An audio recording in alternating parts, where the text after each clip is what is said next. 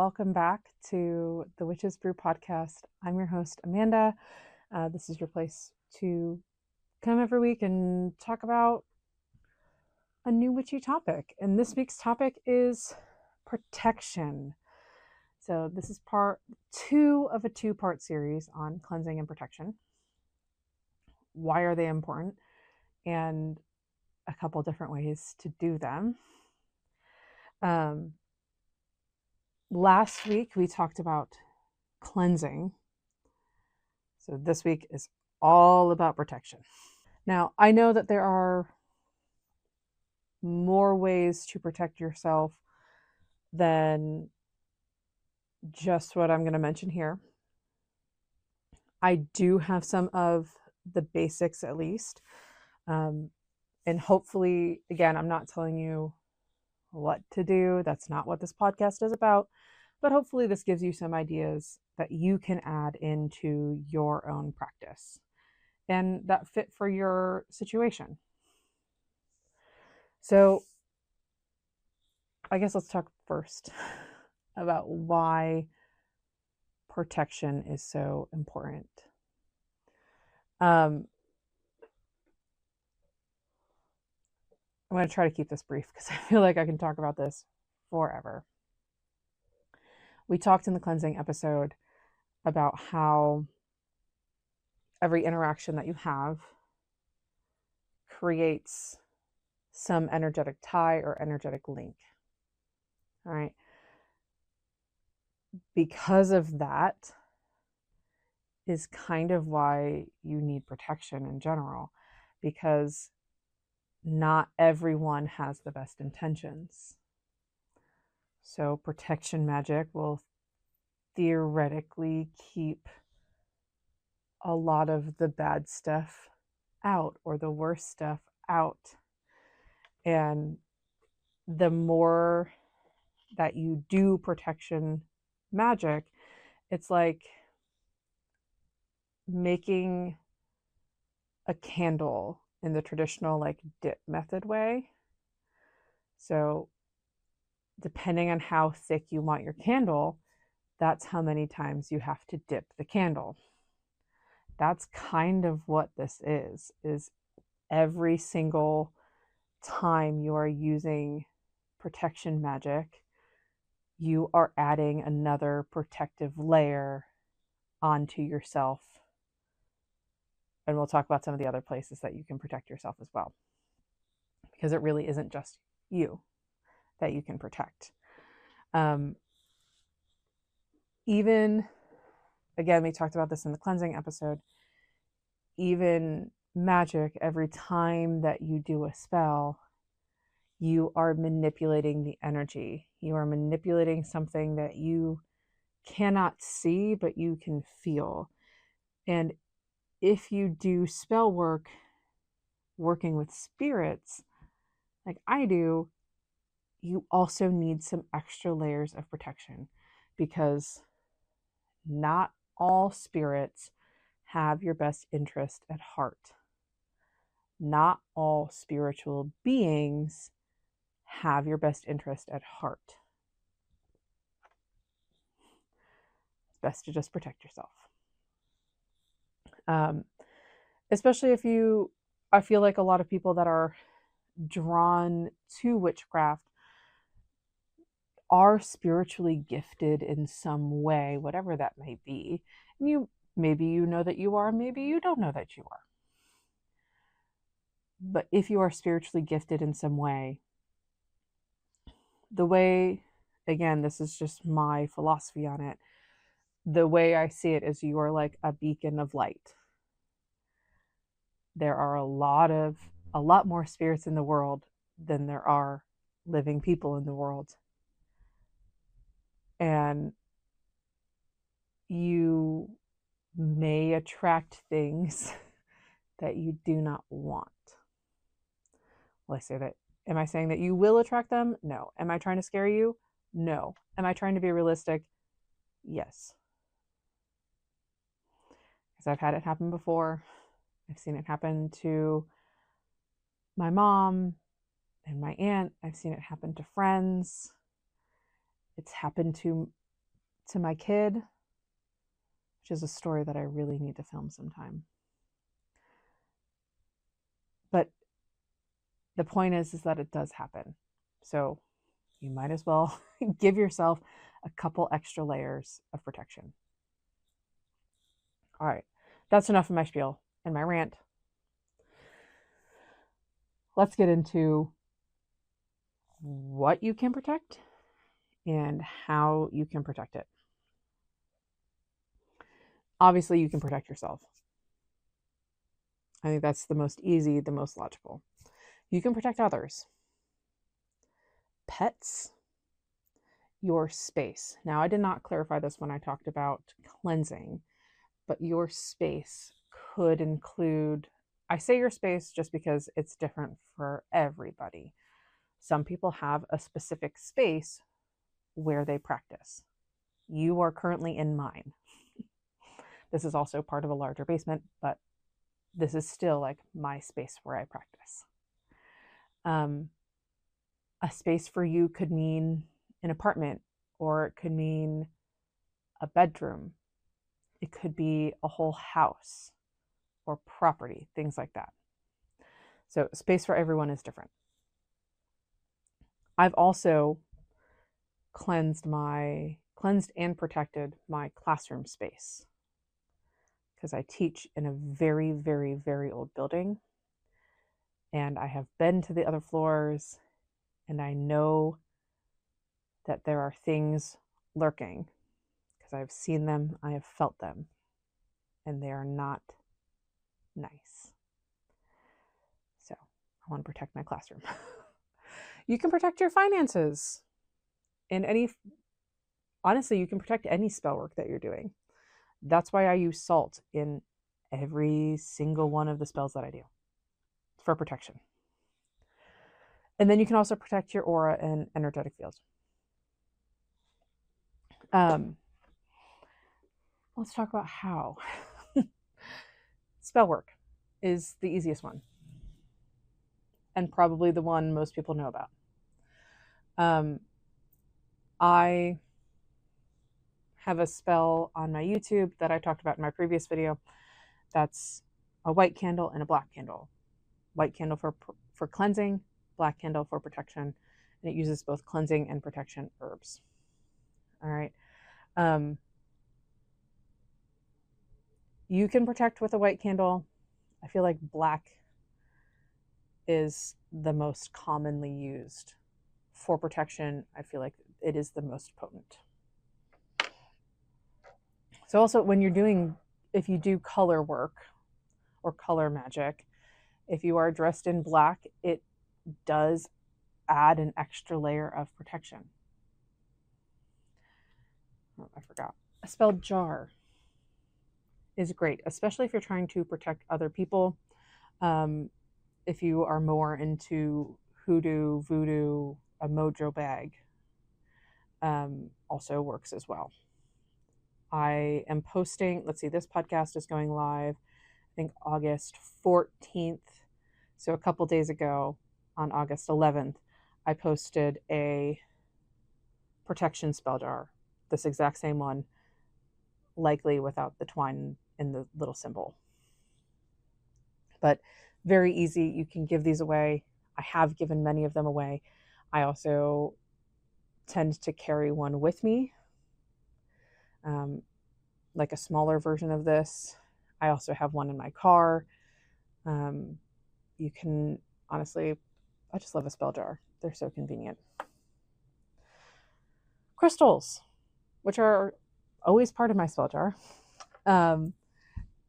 Another very easy thing that you can carry with you. I have with me obsidian, smoky quartz. Both are great for like physical protection, and amethyst, which is great for psychic protection. I have each of these crystals placed around my son's room. I bought each of those crystals plus tiger's eye, which is also great for protection, to place around the baby's room. I have crystals kind of placed in random spots to add a little bit of extra protection. And there are more. Those are by no means the only protection crystals. If you search up crystals for protection on Google, I'm sure you will find a whole host of them. Another good thing about crystals, you can get bracelets made out of those crystals or necklaces. I'm not wearing it right now, but I do have a necklace with a pendant that has obsidian in it for protection. And that's another great thing. If you have, I'm going to use this as an example because there's a little pentagram there. This is a great symbol for protection. If you have any sort of charms or necklaces, rings, things like that, those are also great ways to create charms, like magical charms, and charm them for protection. And we'll talk a little bit more about charms in a little bit. Another great way to protect yourself, your home, your space is simmer pots. Your simmer pot can be as big or small as you want. Just add in herbs for protection, just like you would for a candle spell, just like you would for a protection jar. Add in herbs for protection. When I'm cooking, again, you're going to use salt, you're going to use pepper when you're cooking. I typically use, in almost every single one of my dishes, garlic and onions. Those are great, great, great things for banishing and protecting. So why not do a little bit of kitchen witchery and protect your home while you're cooking? You have to cook anyways. Even if you're just boiling water, put some salt in it. All right. You have to cook anyways. I guess you don't have to. Most of us cook anyways. So why not use that for another layer of cleansing, another layer of protection? Again, we are just keep dipping that candle in wax. We're adding more and more and more layers. Do you have to do it every single time? No, you don't. Does it help? Certainly. Another, and I wish I had written one down, and of course I didn't. But another great way are sigils. There are so many protection sigils, protection runes that you can use and post over your house. All right. I didn't pull it. I literally just had it out. I just filmed the cleansing episode, but for some reason I put it away. A lot of people will use Florida water to both cleanse and protect. I mentioned in the cleansing episode that people will wash their windows, wash their tables, wash their floors with it. You can also take it. You can do this with moon water too. Dip your finger in it and write protection sigils on the door, on door frames, on windows. All great options. If you work with any Christian deities, holy water works well. Right? There are a lot of different ways to protect with sigils, to protect with things like Florida water, things like moon water, right? These things, these magical items can serve a dual purpose, which I love, all right? People even will lock their mirrors, which is another form of protection because mirrors are seen as a portal. They will physically take a key and lock the mirror and then draw a protection sigil either in water or taking incense and writing a sigil in the air, or you could even take your finger and write the protection sigil in the air over whatever it is that you're doing, or write it on whatever it is that you are protecting, right? You can even make your own protection sigils. You don't have to use the ones that are pre-made and widely known. You can make your own, which I think is wonderful. And I believe it's in September. I'll be releasing a video on YouTube about how to make your own sigils, because it's very easy. It's very, very fun.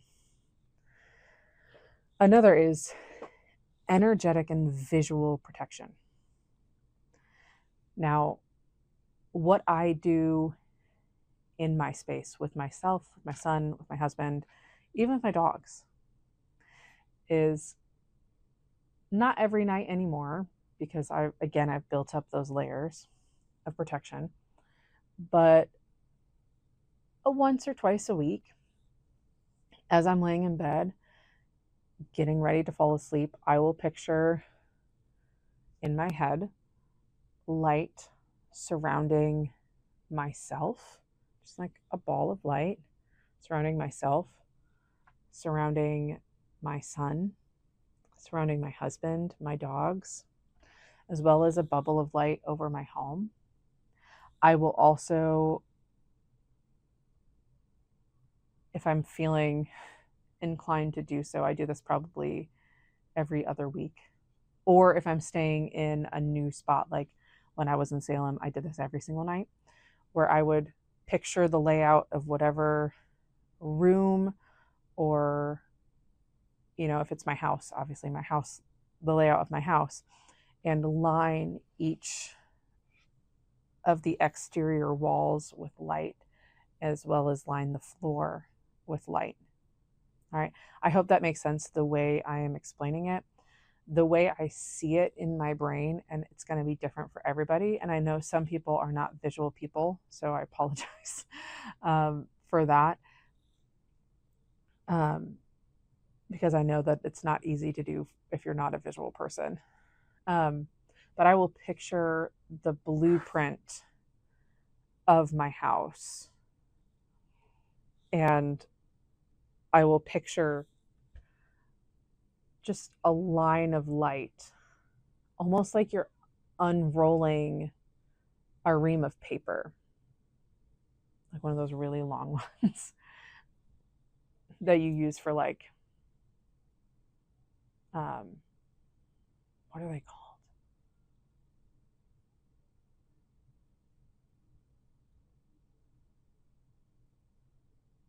I can't think of it. I'm going to blame pregnancy brain. But like those giant rolls of paper, it's almost like that. And I picture just a line of light, and as it passes over a wall, it's leaving light behind until each of the walls is just filled with light, and the floor. And then again, extra bubble. What I also started doing was, again, because my house is like a crowded train station and there's so many spirits here all the time, I know that attracts things that I do not want on my property. So what I've started doing is the same thing, where I just picture a line going down my property line, a line of light all the way around on all sides of my property line and over top. And if I'm really feeling it, I will do the grass and the concrete, all of that as well. I go a little extra with this because of the work that I do. I'm doing multiple readings every single day. I am recording collective messages every single day, sometimes multiple times a day. Right now, I'm recording multiple podcast episodes and multiple YouTube videos every single day. So I need to be more careful than most. Do you need to be that extra? No. Can you be that extra? Sure. It's totally up to you. I have 3 other things that you can use. 2 are kind of similar. braid magic. And that is, my hair is not really long enough to braid. I guess I could, but you take a chunk of your hair, usually from like the nape of your neck,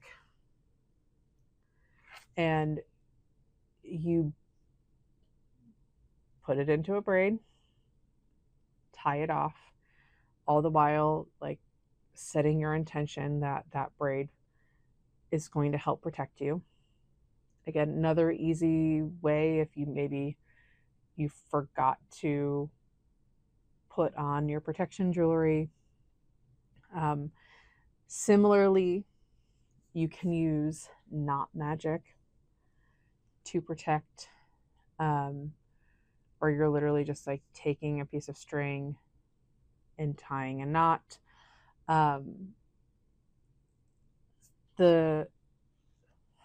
Right, I have her username written down right here.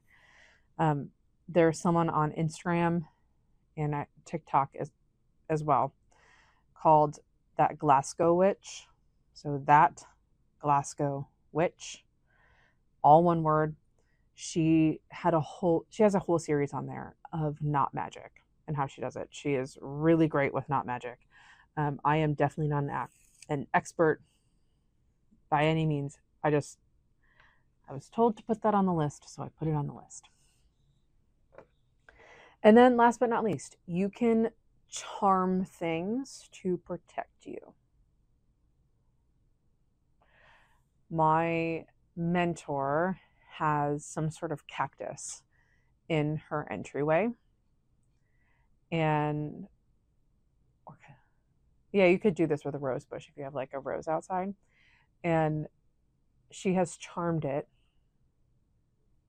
to prick anyone that has negative energy or negative intentions, which is so cool. You can also take rosemary, like a living rosemary plant it right by your entryway and have that protect your home. You can charm objects to protect you, especially if you have something like sitting at the threshold of your home, your space, whatever. You can charm something to protect you. You can also charm rings, bracelets, necklaces for added protection. You can charm pretty much anything. Like, I'm sure, like, if I wanted to, I could charm this lighter for protection and carry it around with me. Will I do that? No, because it's not practical to carry a giant pink lighter around with me. But it is an option. Now, for the cleansing episode, I talked about what the routines that I have in place for cleansing at the end. Honestly, I kind of snuck those in here or there. Now, my cleansing ritual also has protection as well. So I will do my candle cleanse. I actually charmed my candle to do both cleansing and protection as I am passing it over the wall and around the door frames. So it's both cleansing and protecting as it's doing that. I will also take a giant box of salt and pour lines of salt around the perimeter of my home. Now, if that is not an option for you, you can do that at the threshold of your doors as well as the threshold of your windows. Highly, highly recommend that. Again, I have already said I place crystals around where I need a little extra protection. So kids' rooms. Kids are especially vulnerable because they are very close to the spirit world. They've just come from that world, so they have a special connection with that. They are more susceptible to things. So I like to add extra layers of protection to their rooms. For me, in the master bedroom, my husband, actually really throughout the whole house, my husband acts as an extra totem of protection for me, because he doesn't really believe in this stuff. He is kind of opening his mind a little bit more, and he definitely has some intuitive gifts that he doesn't realize yet, but he has closed it off so much that he himself is a nice protection charm for my home. Whenever he is out of the home, the activity really ramps up around here. Is that an option for every single one of you to get a Larry Mulligan? No. But it is a nice added bonus of being with someone who is not a believer in this stuff. I also, in between, I do spells. I have my spell jars around, like I talked about. I do my candle spells. I do my simmer pots. And again, I cook with intention the majority of the time. Even when I'm just making coffee or something simple for breakfast, or I'm packing my lunch, I will do that with intention so I can infuse protection and cleansing into that as I'm going about my business. But that's, let's rewind here. I have made protection magic such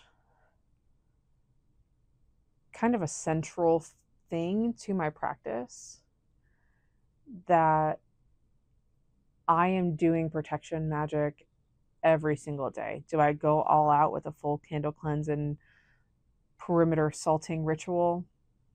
No.